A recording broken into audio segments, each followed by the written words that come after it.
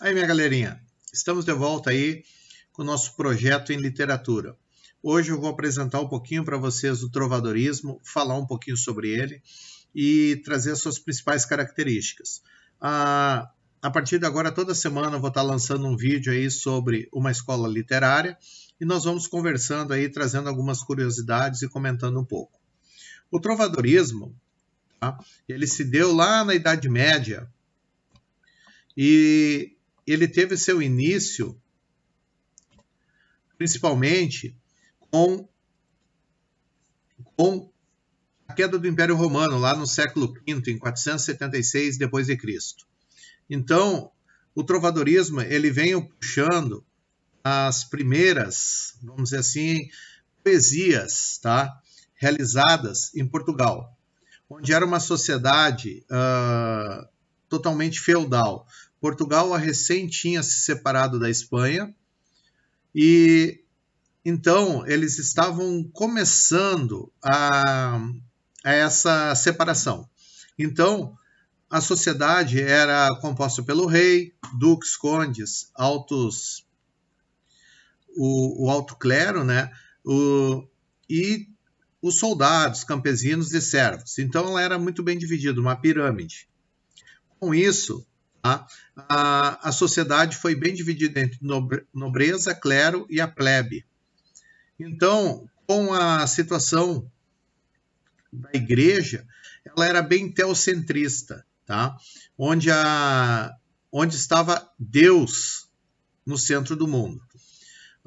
Com o passar do tempo, depois nós vamos ver que houve uma mudança, que passou a ser o homem no centro do mundo. Mas isso aí é mais adiante. Agora aqui nós temos o teocentrismo, o Deus no centro do mundo. Ele que tinha toda, vamos dizer assim, era voltado toda a arte, a música, a representação para os louvores de Deus, tá? A Deus, principalmente. Então, com o nascimento da literatura portuguesa, após Portugal se separar de Castela e Leão, né? A nossa Espanha, houve uma necessidade dessa produção própria portuguesa. Então, nós vamos ter aqui o início do trovadorismo em Portugal, com as primeiras cantigas, né, escrita lá no século XII pelo Paio Soares de Taveiros, onde ele vai trazer a primeira cantiga, que é a Cantiga da Ribeirinha. E essa cantiga que deu início ao marco inicial da literatura portuguesa. Então, essa cantiga da Ribeirinha, ela vai trazer algumas características marcantes para o início do trovadorismo, tá? Ela vai ser a nossa primeira cantiga, que vai ser uma cantiga de amor. Depois nós vamos ver as características dessas cantigas, mas ela vem trazendo aqui o caso, um cancioneiro apaixonado falando de amor, onde ele ama essa mulher. Então, as cantigas portuguesas, elas foram reunidas em livros, onde eles foram denominados cancioneiros, tá? Onde esses cancioneiros, eles possuíam vários livros, e esses livros eram onde eles mantinham essas canções, essas poesias. E, principalmente, esse livro ele era composto por uma capa de couro de ovelha. Então, os principais cancioneiros portugueses, né, foi o Cancioneiro da Ajuda, o Cancioneiro da Vaticana, o Cancioneiro da Biblioteca Nacional de Lisboa. É onde se encontram as principais obras guardadas até hoje. A organização das cantigas. Elas são divididas nessas cantigas trovadorescas, elas foram divididas em dois tipos, as líricas e as satíricas. As líricas, elas vão ser de amor e de amigo, e as satíricas vai ser de escárnio e de maldizer. Nós vamos ver agora cada exemplo de cada uma. O caso, as características das minhas cantigas de amor.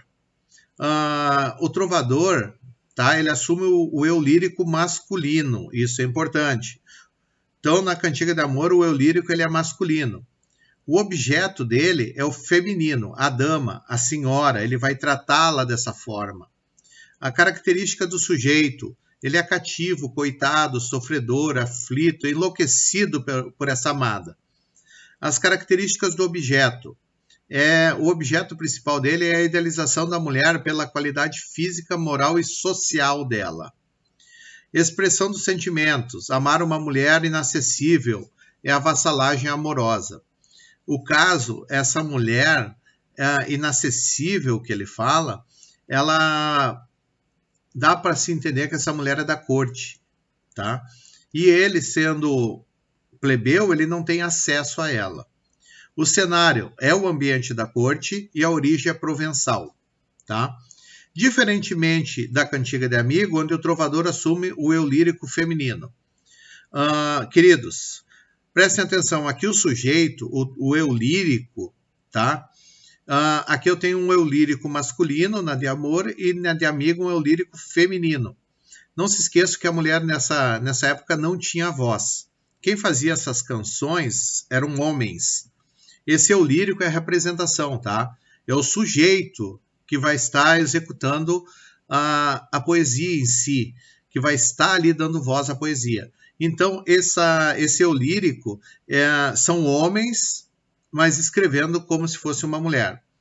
Pois a mulher não tinha vez nessa época, não tinha voz para escrever, tá? O objeto da cantiga de amigo é o masculino, ele é o amigo, tá? O namorado. Ela não chama ele de namorado, ela chama ele de amigo. A caracterização do sujeito, tá? Ela é formosa, bela, graciosa, camponesa. A caracterização do objeto, que seria o amigo. Ele é mentiroso, traidor, formoso. A expressão dos sentimentos dela.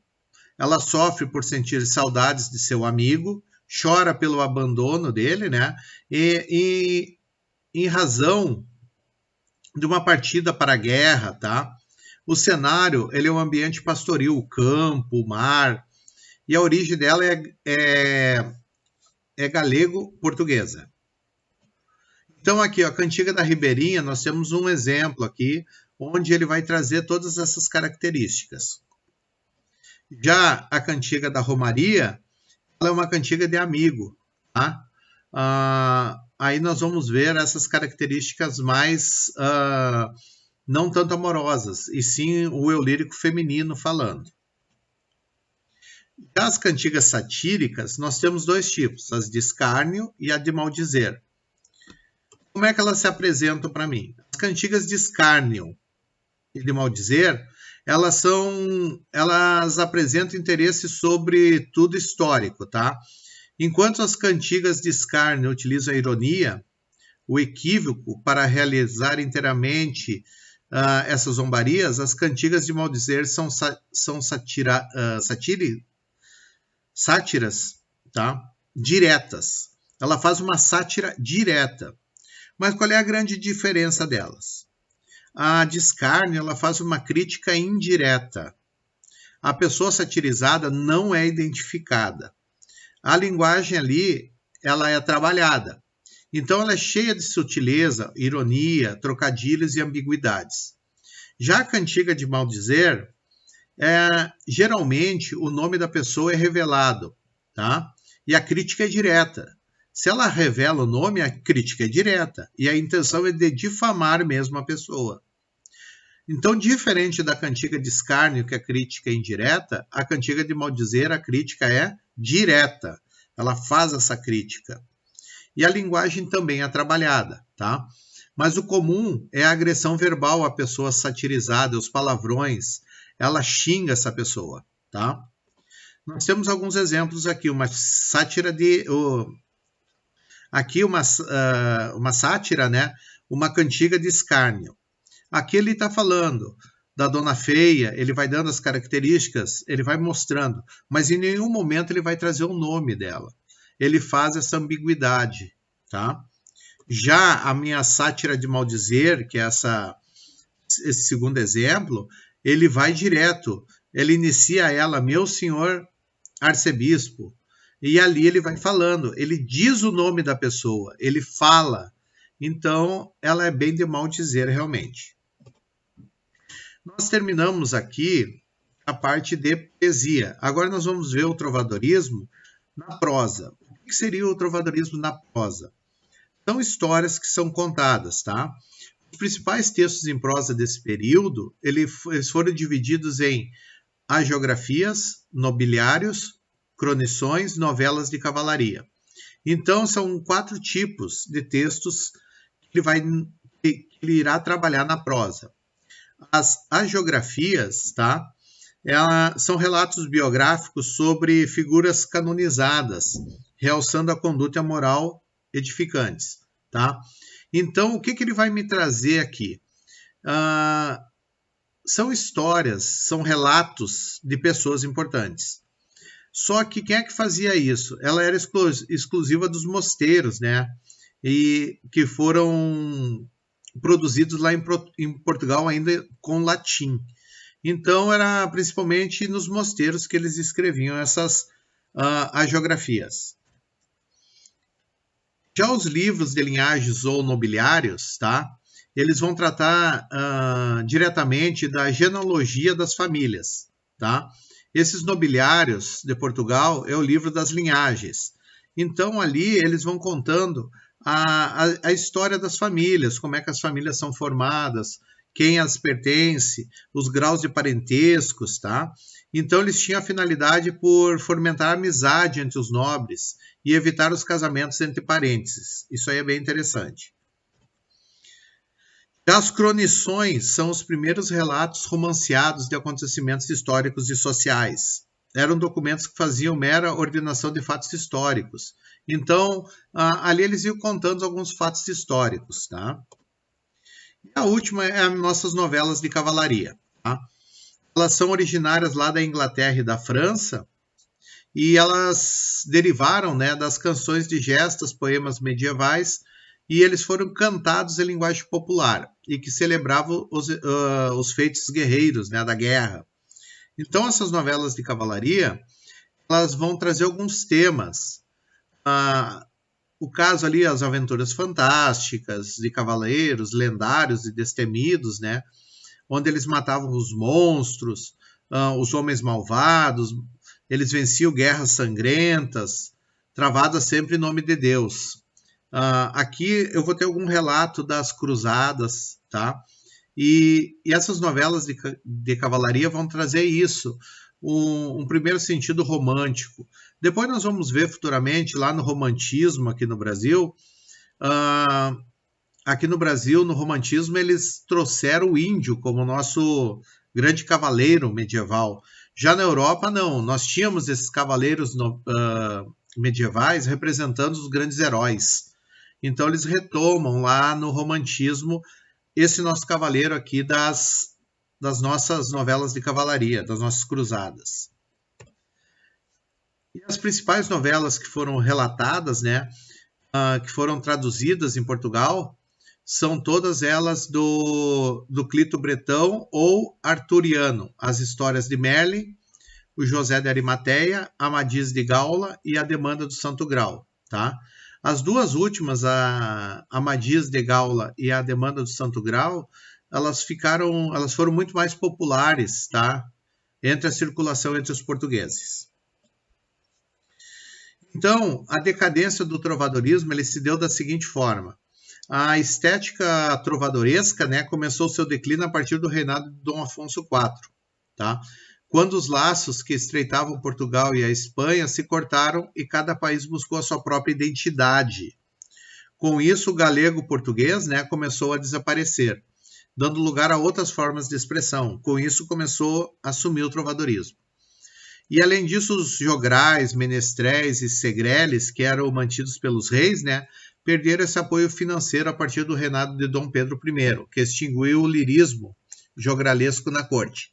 Então, o próprio feudalismo em si, devido à formação de cidades, ao surgimento de uma nova classe social, né, a burguesia, que foi voltado a um comércio, iniciou um processo de transformação, tá? Dando lugar ao mercantilismo. Com isso, o trovadorismo deixou de existir, porque o nosso trovador, né, ele tinha uma característica, era agradar o rei. Então, essa trova, essas poesias, vamos dizer, cantigas, né, de amor, de amigo, ele era feito para alegrar a corte, tá? Então eles eram chamados quando tinha uma colheita bem feita, vencia uma guerra, tinham alguma festa na corte, eles eram chamados para se apresentar. Tá, gurizada? Muito obrigado e continuaremos com as nossas aulas. Dentro da literatura nós veremos praticamente todas as escolas literárias comentando um pouquinho de cada uma e trazendo, vamos dizer, as suas principais características e seus principais autores. Tá, gurizada? Muito obrigado.